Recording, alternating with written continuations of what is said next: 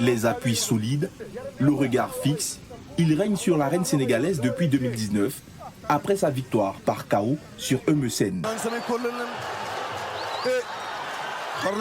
Invaincu depuis ce combat, Modou Lo règne sur la lutte avec frappe.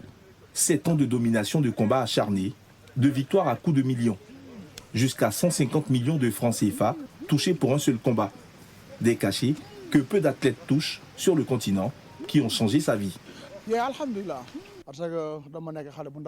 Depuis tout petit, je prie pour la lutte. J'avais d'autres métiers, mais la lutte était mon sport numéro 1. Si tout le monde me connaît au Sénégal, un peu partout dans le monde, c'est à travers la lutte. Tout ce que j'ai eu, je l'ai eu grâce à la lutte. Je ne fais que rendre grâce à Dieu. La lutte sénégalaise est une opportunité pour tous les lutteurs. Quand on parle de sport au Sénégal, le sport le plus populaire, c'est la lutte. C'est ce qui fait que la lutte nous a offert beaucoup d'opportunités à travers le monde. Si on arrive à voyager, à assister à des panels internationaux, c'est à cause de la lutte. Dans un sport longtemps bercé par le mystique, Modou Lo incarne une nouvelle génération. Celle qui croit en son talent, mais qui croit surtout en l'effort. Car pour rester roi, il faut s'entraîner comme un soldat. Et dans cette lutte entre tradition et modernité, Modou Lo a choisi son camp, celui du travail. Oui, c'est vrai. Ce qui est primordial dans ce sport, avant tout, c'est une bonne hygiène de vie, une bonne préparation physique, une bonne récupération, une bonne alimentation. Le reste, c'est un peu du folklore. Ça peut même emmener à perturber le lutteur. Donc, si le lutteur opte pour une carrière saine et durable, il faut investir sur soi. Investir dans des salles de musculation, s'entraîner, récupérer et s'alimenter. Le reste, c'est un peu du folklore.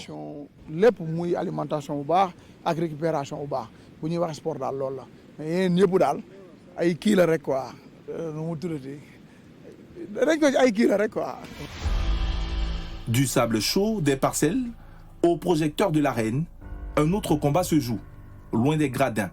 Un combat pour l'image, la visibilité, la mémoire. Ce jour-là, dans ce quartier de la zone de captage, au cœur de Dakar, j'ai rendez-vous dans ce bâtiment.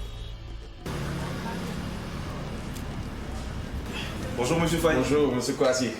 Ça va bien? Ça va super. Vous allez bien? Ici, je retrouve Ibrahima Faye, alias Buzz, qui a décidé de nous ouvrir les portes de ce qu'il a bâti. Bienvenue à Eric Faye. Merci. Eric Faye Média. Ouais. On a Lutte TV, Eric Fab TV et BP Actu qui sont 3 chaînes au fait, qu'on peut retrouver ici. Il y a nos studios, il y a les jeunes qui viennent travailler ici. Il y a aussi des... Un bâtiment ultra moderne, pensé dans les moindres détails, avec un espace pour la rédaction. Ici, plus d'une 50aine de personnes travaillent chaque jour à faire vivre la lutte sénégalaise. Journalistes, réalisateurs, cadreurs, monteurs, une ruche où chacun joue son rôle. Un espace pour le stockage du matériel, avec plus d'une 15aine de caméras, capables de couvrir au moins 4 événements en simultané. Un média 100% dédié à la lutte. Et au milieu de tout ça, un bijou technologique. Un studio ultra moderne, écran incurvé, éclairage modulable, régie dernier cri. C'est ici que la magie opère. Avec plus d'une dizaine d'émissions qui prennent vie chaque semaine, analyse, décryptage, plateau enflammé, Lutte TV se donne les moyens de ses ambitions. Aujourd'hui, c'est une fierté pour vous? Énormément de fierté, mais aujourd'hui, je reste un peu sur ma faim parce que je connais le potentiel que nos équipes ont. Je connais aujourd'hui les capacités de ces équipes-là.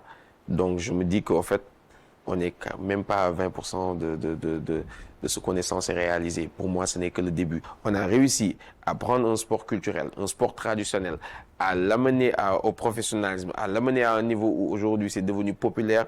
Ça draine énormément de monde, ça génère énormément d'argent. Mais le jour où je serai vraiment content et fier d'avoir accompli quelque chose d'extraordinaire, c'est le jour où on verra des lutteurs sénégalais sur les écrans de Times Square. C'est le jour où on verra aujourd'hui des lutteurs sénégalais adulés partout dans le monde. Et là, on a toutes les capacités d'y arriver. Donc, bienvenue. Là, on est dans l'espace Metacom. Puis, direction une autre pièce maîtresse du dispositif.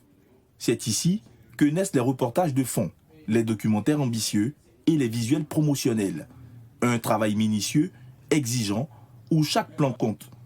Objectif, produire un contenu de qualité, capable de conquérir les écrans, bien au-delà des frontières sénégalaises. C'était important pour vous de mettre tout ça en place pour valoriser encore plus la lutte sénégalaise? Mais oui, bien sûr, parce qu'aujourd'hui, la lutte, si nous venons diffuser la lutte comme elle était diffusée il y a cela 10 ans, il n'y aurait pas de valeur ajoutée, il n'y aurait pas d'envie.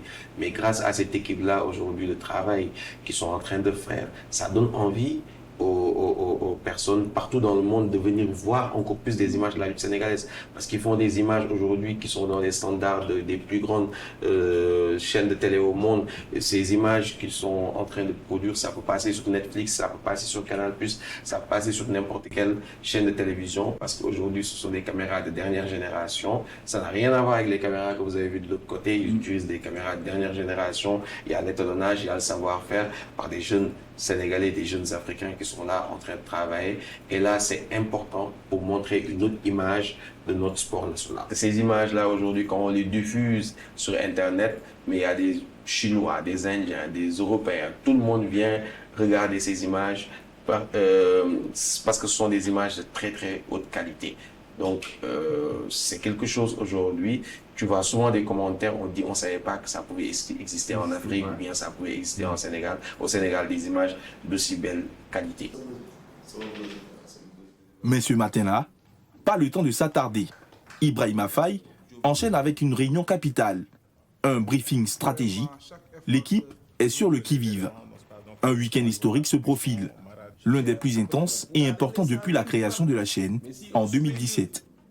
On ne peut pas se permettre de ne pas être prêt. C'est comme si aujourd'hui on devait diffuser un grand combat, mais on n'est pas prêt. Donc c'est pas parce que la VAR n'est pas diffusée qu'aujourd'hui on peut se permettre d'avoir ce laxisme-là. Donc on va vers un week-end qu'on n'a jamais vécu ce type de week-end depuis que nous avons commencé à faire des productions. Un week-end avec 2 grands combats, c'est exceptionnel, samedi, dimanche. Donc, fonctionnons par priorité.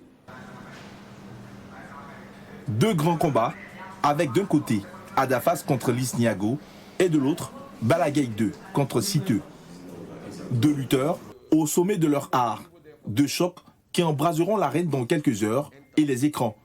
Aucune erreur n'est permise. La pression est maximale. Jamais on a eu un week-end de cette importance-là. Avoir 2 grands combats, le 19 et le 20, c'est vraiment énormément d'enjeux.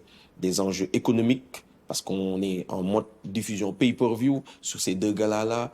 Des enjeux aussi techniques, où on sait que tout le Sénégal nous regarde, il y aura énormément de personnes connectées. Des enjeux aussi de visibilité, c'est-à-dire de crédibilité, parce qu'il y aura tout le pays qui va regarder, toutes les personnalités qui vont regarder, tous les partenaires qui vont regarder, tous les sponsors qui vont regarder. Donc, il faut montrer une très belle image. Et aussi des enjeux, je dirais même, d'ordre national.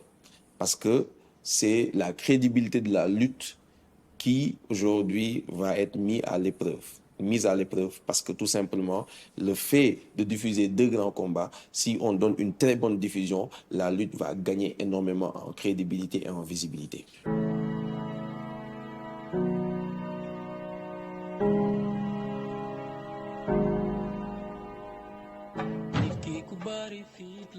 Et puis, vient le grand jour. Adafas contre Liss Ndiago et Balla Gaye 2 contre Siteu. Le week-end tant attendu. Celui qui fait battre le cœur d'un peuple. Celui où la lutte n'est plus un sport, mais une nation debout. Et pour ce grand événement, un important dispositif sécuritaire autour de l'arène. Plus d'une centaine d'agents de police et de gendarmerie, ainsi que des blindés pour assurer la sécurité des combats.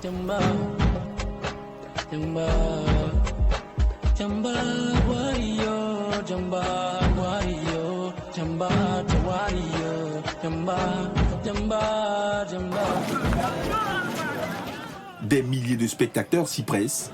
Dans les tribunes, les chants, les cris, tout un pays est suspendu à ces 2 combats. Mais avant que le gong ne retentisse, un autre visage de la lutte s'anime, celui de l'économie. Autour de l'arène, des centaines de petites mains s'activent. Des vendeuses de nourriture, de boissons, des restaurateurs improvisés, à l'image d'Aminata Diawara, qui vend ici à chaque événement depuis près de 7 ans. Et grâce à l'engouement autour des combats, elle arrive à gagner sa vie. La lutte, là, ça nous appartient. Et quand il y a la lutte, nous, on nous voit dedans. On nous voit dedans parce que tu gagnes. Si, par exemple, tu avais des dettes, si tu viens à la lutte, tu peux vendre et payer tes dettes. Par exemple, cause pour laquelle on vient ici. Parce que si tu vois qu'il y a beaucoup de vendeurs, parce qu'ils se voient dedans. La lutte n'est pas qu'un spectacle, c'est un moteur économique, un écosystème où se croisent l'informel et l'ambition, la passion et les commerces. Et dans les gradins, un habitué, l'un des grands artisans de ce succès populaire, Aziz Ndiaye, promoteur de combat depuis 2005. Il a organisé les plus grands affrontements de ces 20 dernières années et continue de croire au pouvoir de la lutte pour structurer une industrie locale. Avant, les plus grands promoteurs, ils organisaient des combats tous les 3 mois. Mais maintenant, Al-Bourakh a commencé à organiser tous les mois des combats. Le dernier combat de Al-Bourakh, c'était le 22 juin passé. Aujourd'hui, il est revenu organiser dans une semaine, dans 2 jours, 2 combats d'affilée dans un week-end. Ça fait partie de l'innovation parce qu'aucun promoteur au Sénégal n'a jamais organisé un combat dans un week-end, 2 journées d'affilée, samedi et dimanche. Et ça aussi, ça fait partie de l'innovation de la lutte. Parce que la lutte, vraiment, la lutte sénégalaise a une particularité. Donc je pense qu'aujourd'hui, les Sénégalais ont gagné ce pari d'imposer leur sport national. Et ce sport est regardé partout dans le monde. Et tout le monde aime la lutte sénégalaise maintenant. Je pense que si vraiment nous gardons le cap, on peut faire d'excellentes choses. Ça dépend des promoteurs et ça dépend aussi du professionnalisme des organisateurs et aussi des lutteurs, des acteurs, de tous les acteurs. Il faut qu'on s'organise et qu'on révolutionne la lutte pour accéder à un certain niveau. Et justement, c'est là qu'intervient le CNG, le Comité national de gestion de la lutte, l'organe de régulation de toute cette effervescence. À sa tête, Malik Ngom, président du comité depuis 2 ans. Il veille à l'équité, à la sécurité et à la modernisation des règles. On a laissé les privés s'investir parce que le comité national n'a pas de sous pour payer Balagaï plus de 100 millions de francs CFA. C'était plus de 100 millions de francs CFA, sans compter les combats spéciaux, les 10 autres combats. Mais quand tu laisses un privé oser s'investir, aller prendre de l'argent dans une banque, investir, faire sa promotion pour rentrer dans ses fonds, là on est là que pour les accompagner. Il fait sa promotion et peut-être cette promotion qui a valu que le stade soit rempli à plein. Les sponsors voient qu'il y a du public, c'est attractif, ils investissent leurs sommes pour appuyer. Parce que peut-être elle a dépassé les frontières cette lutte, mais je dis que ça mérite encore de toujours encadrer, de vulgariser, de voir des aspects où on n'a pas suffisamment travaillé, de voir dans quel sens il faudra encore améliorer. Parce que l'objectif final serait peut-être les générations à venir pour que cette lutte traditionnelle avec Farab arrive à un niveau où ça sera dans les Jeux Olympiques. Moi je pense que c'est seulement dans ce sens que nous pouvons nous imposer au concert des nations. Retour dans l'arène, les tambours résonnent, les corps se tendent, place aux chorégraphies. Rituel de défiance et d'affirmation avant chaque grand combat. Chaque pas, chaque mouvement, chaque regard est un message, une manière de montrer son état de forme.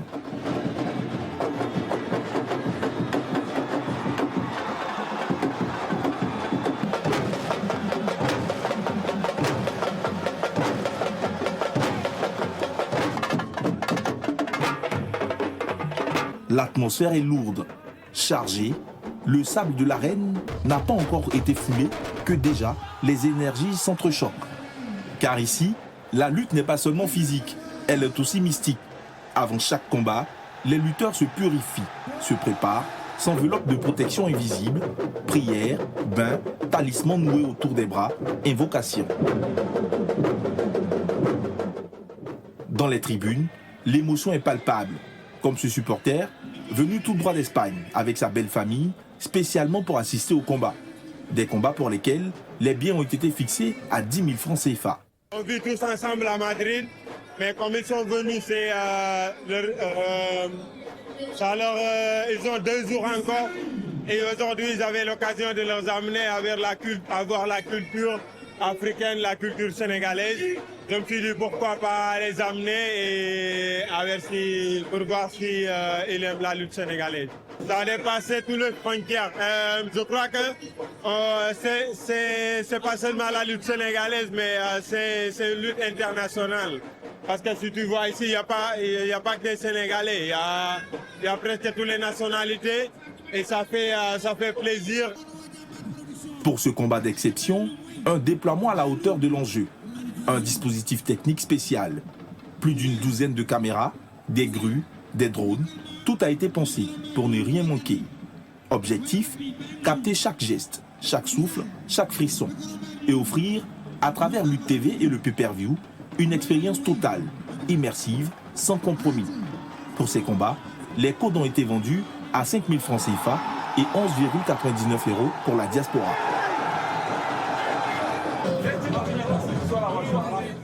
Au cœur de cette mécanique millimétrée, un homme orchestre, Massamba Cissé, associé d'Ibrahima Faye que nous retrouvons en charge du flux vidéo. Ce jour-là, il ne surveille pas seulement les écrans, il orchestre la mémoire visuelle de la lutte. Il faut savoir que c'est un sport aujourd'hui qui est regardé ici au Sénégal et dans la diaspora. Ils seront peut-être en ce moment 10 000 personnes partout dans le monde et ils ont payé pour voir la séance, pour voir le combat. Donc on se doit de fournir une vidéo de bonne qualité avec un bon stream et un bon débit. Donc c'est ça qui nous anime aujourd'hui. Et l'écran qu'on voit en ce moment, c'est-à-dire qu'ici au niveau du stade, on a 3 voire 4 connexions Internet. On a nos fournisseurs d'accès traditionnels qui sont localement au Sénégal, qu'on a pris. Mais nous-mêmes, on a mis nos antennes pour qu'au cas où l'une des connexions tombe, on a mis des antennes pour avoir un signal qui vient de 3 voire 4 km. Et c'est ça le système aujourd'hui qui monitor la bande passante. Vous voyez que là, on a un débit de 180 mégas disponible. On n'utilise que 4 ou 5 mégas, voire 11 mégas pour faire le upstream. Donc on a vraiment une large bande passante disponible. Et ça, c'est le travail de toute une équipe. On a vraiment réfléchi. On s'est assis, on s'est dit non les gars, il faut qu'on trouve plusieurs backups pour s'assurer que nos événements se passent très bien. On a investi sur un encodeur de dernière génération pour ne pas faire de publicité. C'est la Live View professionnelle qui est un encodeur vraiment de dernière génération qui prend plusieurs connexions Internet. On a investi sur les très bons CDN du monde, Akamai, AWS pour vous montrer un peu. Pour vous dire que vraiment, ça c'est le Live View. Je vous montre rapidement. Ça c'est l'équipement Live View aujourd'hui sur lequel on a branché 3 connexions Internet. Et vous voyez que le débit est super stable. Donc c'est lui qui envoie le upstream vers les serveurs. Et en backup, aujourd'hui, on a AWS ici, qui est Amazon. Tout le monde connaît Amazon, c'est vraiment un grand provider dans le monde. Donc aujourd'hui, on est sur 2 CDN, Akamai et Amazon. Donc c'est vraiment un système solide et un système solide et sur lequel on peut compter. Et puis vient le fracas, le choc des corps, la poussière et la gloire. Premier choc, Adafas, Lisniago. Un combat tendu, rugueux, où chaque mouvement est décisif. Dans un sursaut de puissance et de stratégie, Adafas terrasse son adversaire. Victoire nette, le public explose.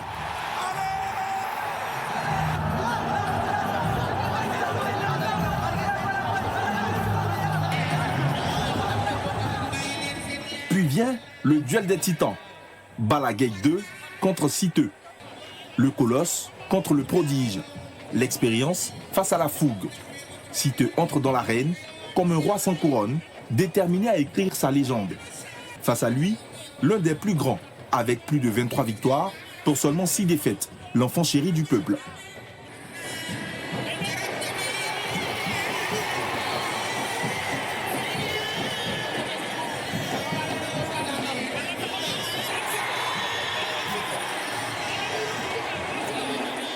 Et puis, le choc.